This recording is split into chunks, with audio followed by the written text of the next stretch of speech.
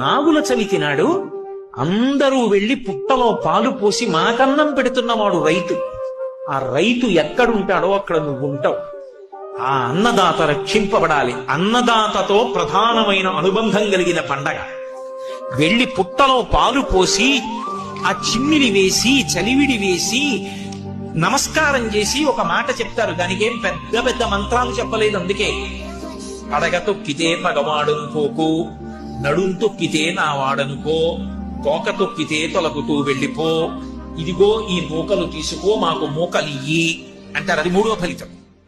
ఒకవేళ నేను తెలియక పొలం గట్టు మీద వెడుతుంటాను, నేనంటే మా తాతగారు వ్యవసాయం చేశారు, మా తాతగారు వెడుతున్నప్పుడు ఆయన చూసుకోక చటుక్కున నీ పడగ తొక్కితే పగవాడు అనుకోక ఆయనకి నిన్ను చంపే ఉద్దేశం పొలంలో వెడుతూ చటుక్కున తొక్కాడు, వెళ్ళిపో.